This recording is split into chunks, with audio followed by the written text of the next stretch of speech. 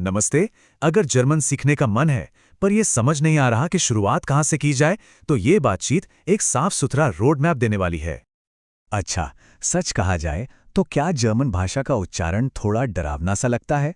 देखिए, अगर ऐसा है तो इसमें घबराने वाली कोई बात नहीं। ये कहानी सिर्फ एक इंसान की नहीं है, बहुत लोगों को ऐसा ही लगता है। पर हम देखेंगे कि इस मुश्किल को आसान कैसे बनाया जा सकता है। तो चलिए इस चुनौती को एक मजेदार मौके में बदलते हैं। ये जो गाइड है, ये सीखने के सफर को शुरू करने के लिए एक बहुत ही सीधा और काम का तरीका बताने वाली है। तो इस सफर में कुल 6 पड़ाव होने वाले हैं। शुरुआत होगी मोटिवेशन ढूंढने से और हम पहुंचेंगे एक ठोस मंजिल तय करने तक। चलिए इस सफर पर आगे बढ़ते हैं। ओके, तो शुरू करते हैं पहले पड़ाव से। देखिए, कोई भी बड़ा सफर एक वजह से शुरू होता है ना? और जर्मन सीखना भी इससे अलग नहीं है। तो सवाल ये उठता है कि आखिर जर्मन सीखी ही क्यों जाए? वजह कई हो सकती हैं। हो सकता है बेहतर नौकरी के मौके मिले, या फिर किसी दूसरी संस्कृति को समझने का मौका मिले जिससे खुद का भी विकास हो। सच तो यह है कि ये भाषा कई नए दरवाजे खोल सकती है। अब आते हैं दूसरे पड़ाव पर। देखिए, शब्द बनाने से पहले आवाज़ों को समझना जरूरी है। तो चलिए कॉन्फिडेंस बढ़ाने के लिए कुछ जरूरी उच्चारण के नियमों को समझते हैं। जर्मन में ई आई और आई की आवाजें अक्सर लोगों को कंफ्यूज कर देती हैं, है ना? इसका एक आसान सा नियम है। जहां ई आई दिखे उसे अंग्रेजी के आई की तरह बोलिए, जैसे द्राई मतलब 3, और जहां आई दिखे उसे अंग्रेजी के ई की तरह, जैसे फियर यानी 4। बस इतना ही। और ये देखिए कितना दिलचस्प है। सिर्फ एक छोटा सा बदलाव, मतलब ये जो 2 बिंदियां हैं ना, जिन्हें उमलाउट कहते हैं, ये किसी शब्द की आवाज और मतलब दोनों को पूरी तरह से बदल सकती हैं।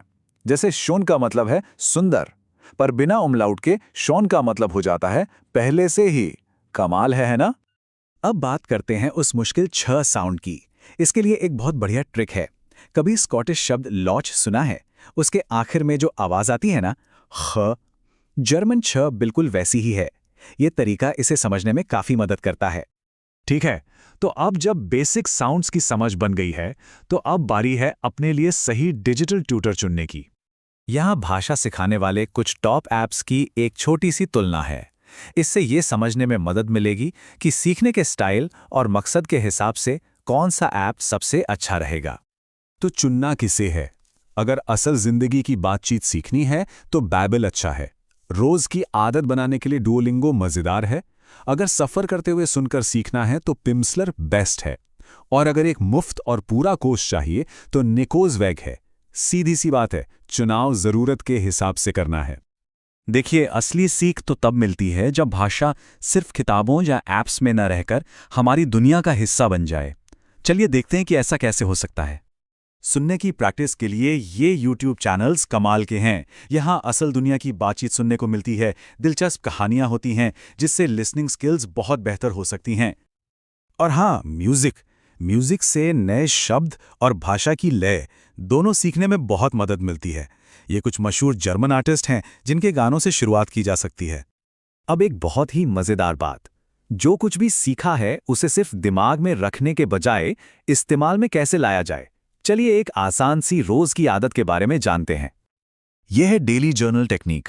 इसमें 3 आसान स्टेप्स हैं। पहला, बस बिना रुके लिखिए।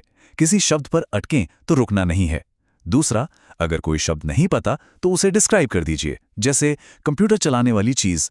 और तीसरा, लिखने के बाद उस शब्द को ढूंढिए, जैसे माउस, और फिर उसी दिन उसे दोबारा इस्तेमाल कीजिए। इससे लिखने की रफ्तार और शब्द ज्ञान दोनों बढ़ेंगे। किसी भी सफर में एक मंजिल का होना बहुत जरूरी है, और जर्मन सीखने वालों के लिए पहली बड़ी मंजिल या कहें कि मील का पत्थर अक्सर एक ऑफिशियल सर्टिफिकेट होता है, जैसे कि गोथे सर्टिफिकेट A1। अब इसके नाम से घबराने की बिल्कुल जरूरत नहीं है। ये असल में एक बहुत ही लर्नर फ्रेंडली लक्ष्य है। इसमें बस ये देखा जाता है कि रोजमर्रा की जिंदगी में बेसिक जर्मन में बातचीत हो पाती है या नहीं। और सबसे जरूरी बात, लक्ष्य परफेक्ट होना नहीं है, बल्कि अपनी बात समझा पाना है। इसे पास करने के लिए कुल मिलाकर सिर्फ 60% नंबर चाहिए होते हैं।